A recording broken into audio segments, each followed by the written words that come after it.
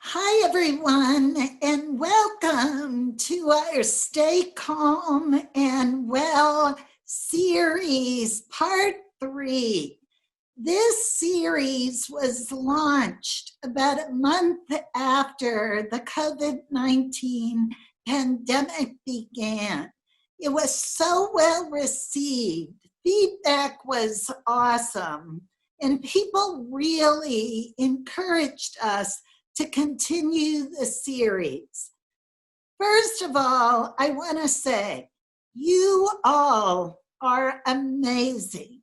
How you have stepped up through this very challenging year never ceases to amaze me.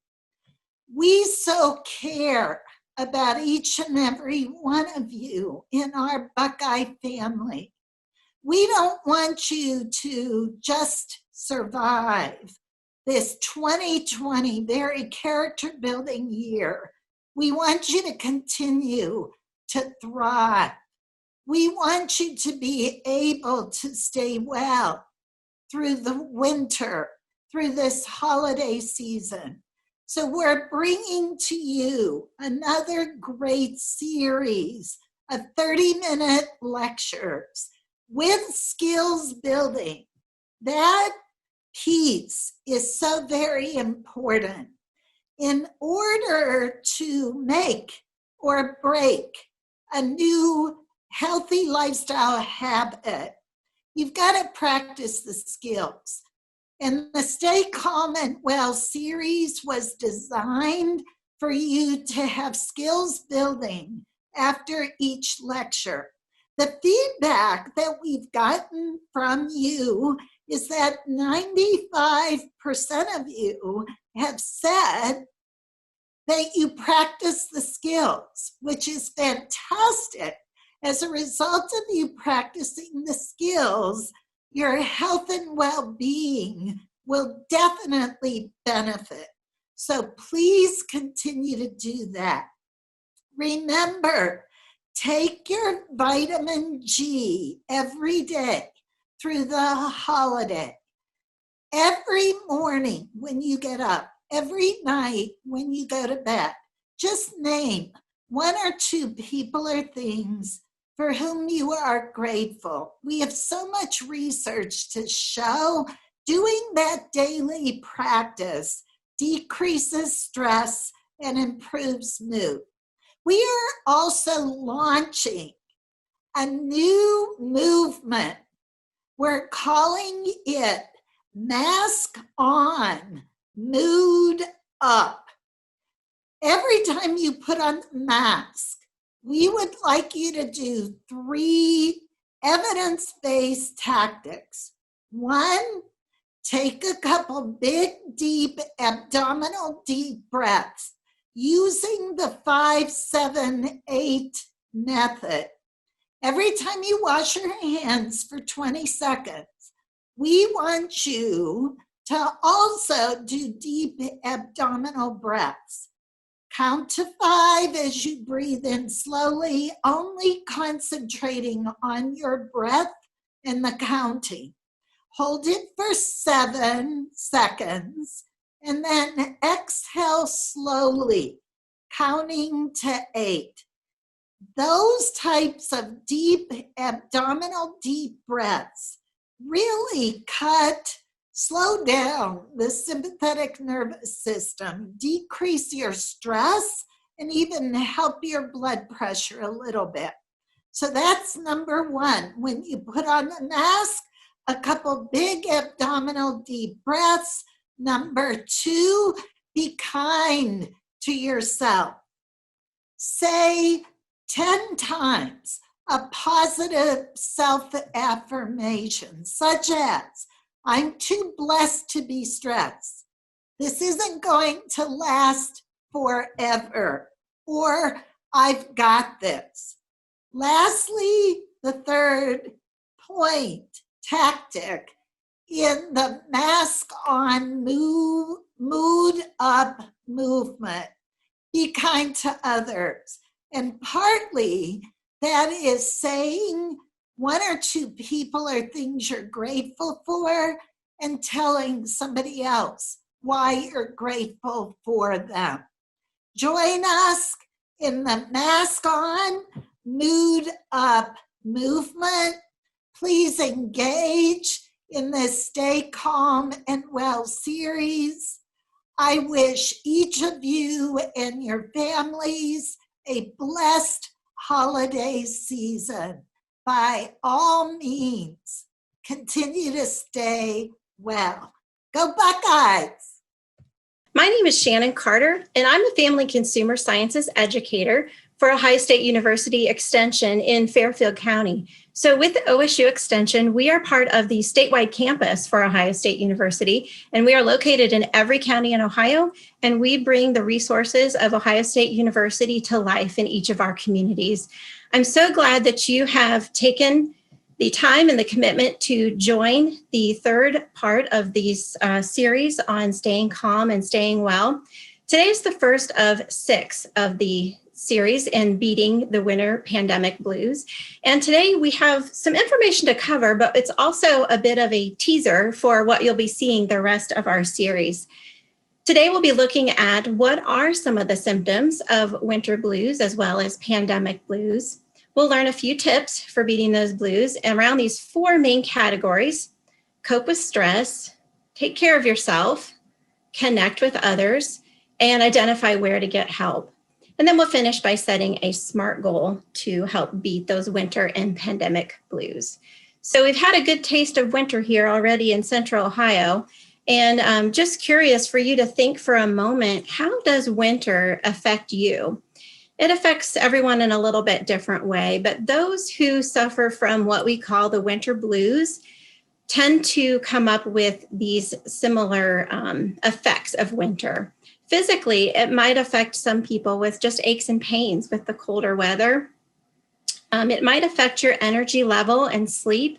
Maybe you feel tired without a good reason, or you have trouble sleeping. It also affects us emotionally through anxiety, anger, depression, helplessness, maybe feeling out of control or tense.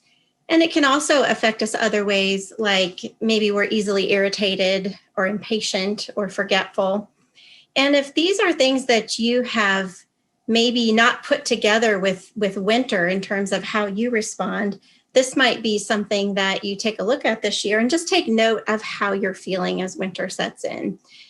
Well, the reason that winter brings on some of these things, obviously we have shorter days and fewer hours of daylight, along with colder temperatures. And these colder temperatures, but more importantly, the decrease in natural light that we have in the winter months can actually change our brain chemistry. The levels of the neurotransmitter serotonin drop in winter months, while levels of the sleep-promoting melatonin increase. And the combination of these 2 brain chemicals, these changes in these brain chemicals, can lead to mild depression, what we're kind of calling the winter blues. And symptoms of those might be things like feeling sluggish or sleepy, increased or decreased appetite, depressed mood, and feeling a little less social, like maybe you just feel like you want to hibernate. Well, many of us feel a little down during the winter months with these or similar symptoms. And if you notice you have these symptoms maybe in a more severe or advanced set of time for you in the winter, you might be experiencing what's called SAD, or seasonal affective disorder. And that's a type of depression that's related to changes in the seasons. And you'll hear more about this from Byrne herself on December 16th. So as the world finds its way through these uncharted waters of this crazy pandemic, you might find yourself trying to navigate your own course. With stay-at-home orders, canceled events, limited gatherings, we are all experiencing isolation and loss on some level. Perhaps you've even suffered from depression at some point this year. I know I have. You are not alone. A midsummer poll from the Kaiser Family Foundation reported over half of U.S. adults indicated that the pandemic has affected their mental health. And according to the CDC, Stress from pandemics can bring about these responses: fear and worry about health, whether it's your own or loved ones, fear and worry about your job or finances, concern about losing support services that you or a family member might depend on, changes in sleeping and eating patterns, inability to focus or concentrate, declining health conditions, increased mental health problems, and increased use of tobacco, alcohol, or other substances. So this COVID-19 pandemic has really taken a toll on many people's health, including our mental health. A survey by the National Center for Health Statistics shows nearly 30% of people are experiencing symptoms of clinical depression, compared to just 6% at the same time last year. So again, if this is you and you are experiencing some of these symptoms of the pandemic, you are not alone. And part of why this pandemic has been so stressful is the drastic rate and amount of change that we've all had to endure. It's caused such drastic changes with no period of preparation. So we felt that impact very sharply. And we started to make peace with the idea that these changes were temporary and that we're doing our best to actively respond and try to defeat the threat of this virus. But then as the months have worn on and that perspective shifted to this new normal, there's been a significant uptick in depression as people look at the world around them and realize it's going to be a little while longer before we get back to what we knew as normal. So additionally, all the restrictions that are placed on us can trigger depressive symptoms. We might feel disengaged, isolated. We might find less enjoyment in things we used to find pleasurable. And then just a feeling of hopelessness or helplessness. So then we have these impacts of the pandemic and the intersection of winter blues. And that's kind of a daunting thing for some folks. But we want to encourage you that while there is so much that is out of our control, there are some things that we can do to take care of ourselves and those around us. And we're going to talk about some of those. The first group we're going to talk about is coping with stress. And we've had some wonderful resources from Buckeye Wellness and our past webinars and on their website, as well as those, some from OSU Extension. And Learning to Keep Calm is a handout that OSU Extension, a colleague of mine authored, and then that was used in conjunction also with Buckeye Wellness. And you'll find that link to that in the Q&A. But it has some very simple exercises on it on how to keep calm. And the first set talk about simple touch. Touch is so important. We get oxytocin released in our body, and that's a feel-good brain chemical that we have and we need, especially when we're feeling down. Well, maybe you're by yourself or you live alone and you don't have anyone else to hug. You can just take your hands and cup them around your face and tell yourself it's going to be okay. You can give yourself a hug and tell yourself you are strong. You can hug a pet. You can hug a stuffed animal. It's important that we experience that touch in a calming, as in a way to keep calm. And the other thing on the handout is the 4-7-8 breath, which Bern mentioned in her recording. So again, you begin that by exhaling all the air out of your lungs with a whoosh sound. You inhale through your nose to the count of 4. You hold for 7. And then exhale with a whoosh to the count of 8. And I know just doing that breath count once can really help me feel calm. If you repeat that 3 to 5 times or for a number of minutes, you're going to see significant changes in your breath rate, your heart rate, your blood pressure. All of those biometrics can come down. And our breath is something that we have control over, that we can significantly impact how calm we feel in the moment. Another way to cope with stress is to be mindful in the moment. So much of our time we spend stewing over something that happened yesterday or worrying about something that may or may not happen tomorrow that we miss the moment. So doing all that you can to stay grounded and centered in the moment, things like using your senses. If you're having a cup of coffee, are you tasting the coffee? If you're having a conversation with someone, are you really tuned into what they are saying? So learning to be mindful, can really help us to be more calm in the moment. The next listed there is a funny made-up word called unitask, and that's the opposite of multitasking.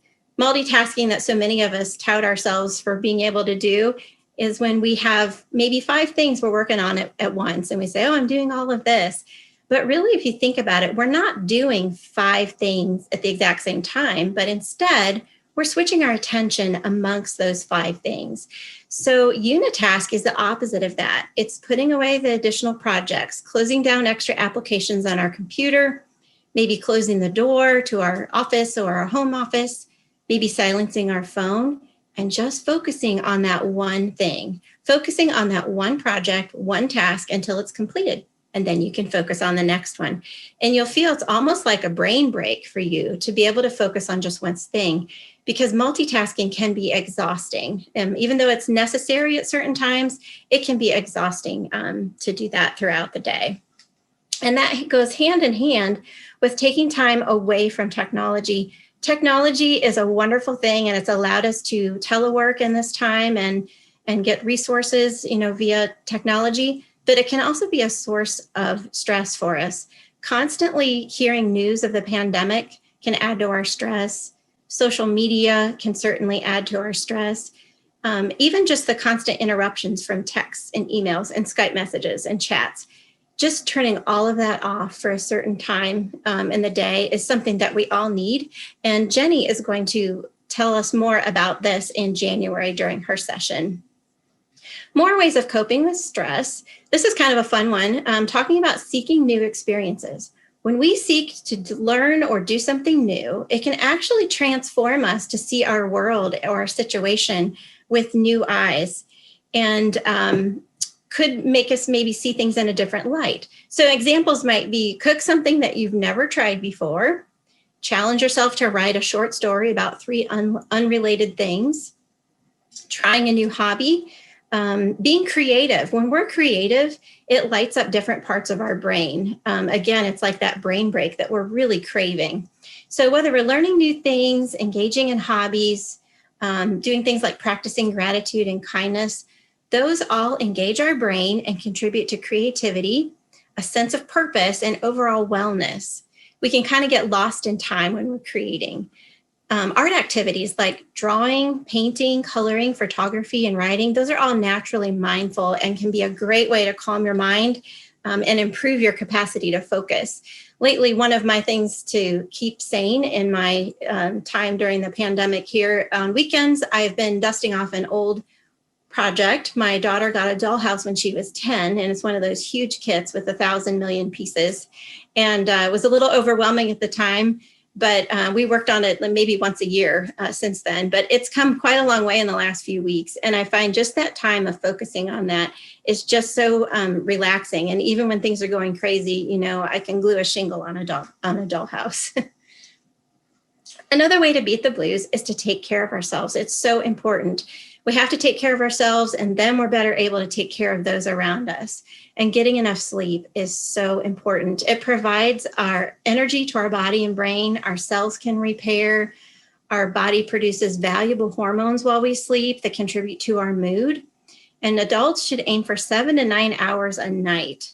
So when's the last time you got a good night's sleep? Maybe you can make that a priority this week to have a regular bedtime, wake time. Maybe try turning off TV or electronics an hour before bedtime, because the lights from those electronics can disrupt our melatonin production, and that is the hormone that helps regulate our sleep patterns. In eating healthy, well-balanced meals, there's no substitute for good nutrition. That's what's going to fuel your body and mind, and again, with healthy, well-balanced meals. The other part of taking care of ourselves is to get moving.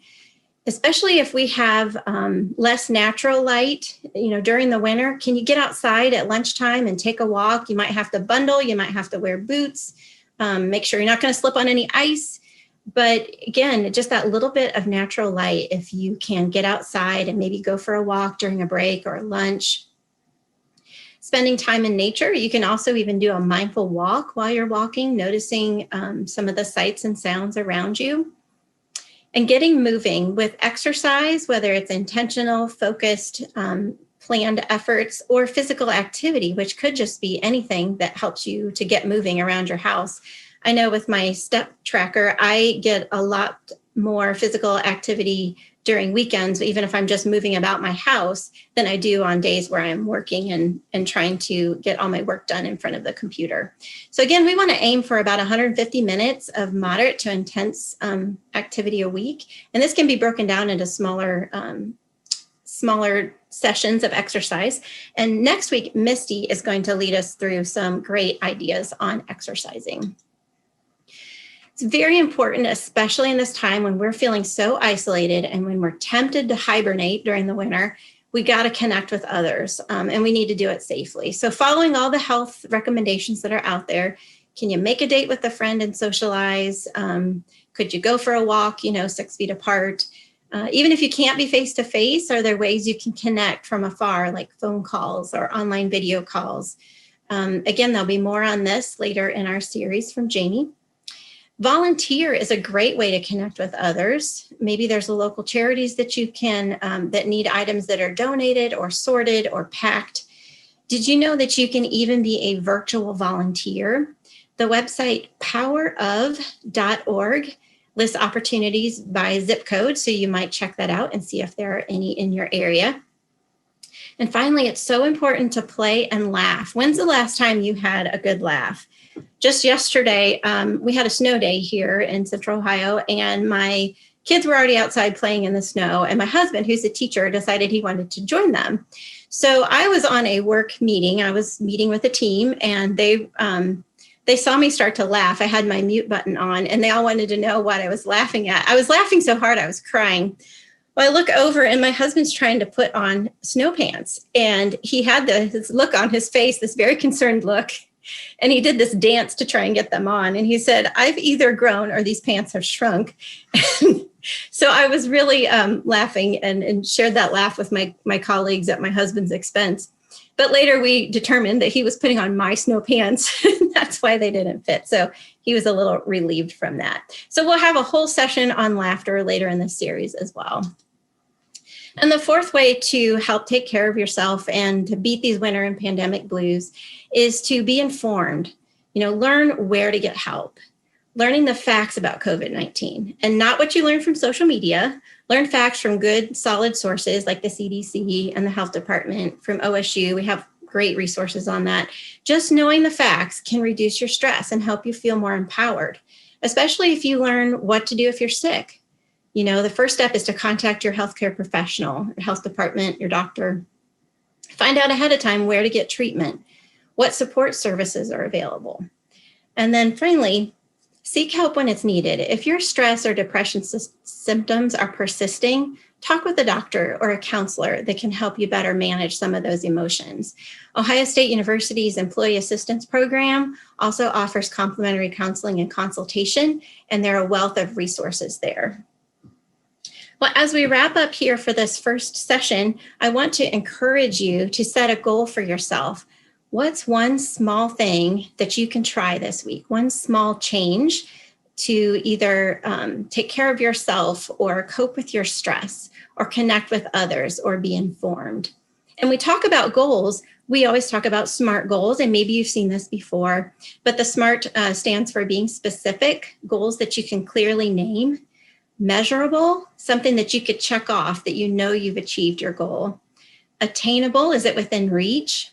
Is it relevant and fits your needs and situation? And time bound, do you have a specific target date? So I would encourage you to grab a pen and paper or grab your phone and just jot down one small thing that you can do this week. And again, I want to encourage you, as Bern said, spring is coming, a vaccine is coming this winter, and this pandemic will not last forever. Even though at times it feels endless, just remember you're not alone, and there are some steps that we can do to take care of ourselves and to live healthy and well. If you're interested in additional resources, OSU Extension has 2 blogs we write, Live Smart Ohio and Live Healthy OSU. And to kind of summarize what the skills that we focused on this week, again, coping with stress, taking care of ourselves, connecting with others, and knowing where to get help. So I want to thank you and then ask if there are any questions that we need to address. Sure. Thank you, Shannon. This was a great presentation, a great way to kick off part 3 of the series. Just for everyone really quick, really want to apologize for the link issue that we had going on. I know a lot of you had trouble getting into the webinar today. Hopefully many people were able to get that resolved. We're also going to send out a new link for everyone. So hopefully next week it will work more seamlessly. Additionally, if the link worked for you today, please just save that link. It'll be the same link every week throughout the series. And Shannon, we have one question so far. If anyone else has any questions, please feel free to throw them in the Q&A box here, and we'll have Shannon answer them for you. So the question we have is, are the counseling sessions available remotely, and how do you connect with them? They are doing virtual visits right now.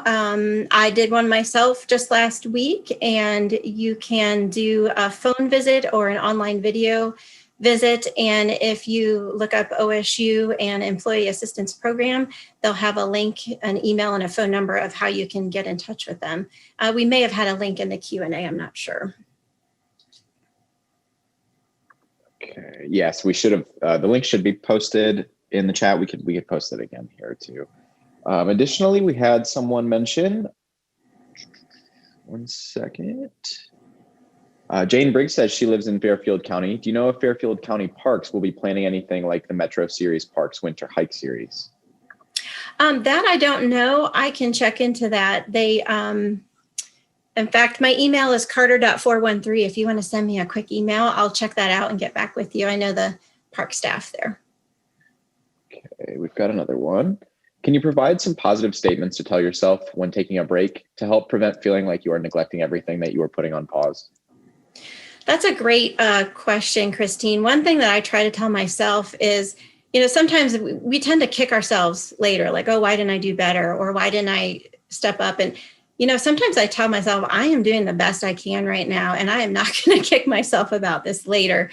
And some days our best isn't quite as good as others. And I think if we give ourselves permission to not feel guilty about that, and I think what Bern mentioned about being grateful, I think that is so important. When I tend to get discouraged, just stepping back for a moment and thinking, I've really got it okay here.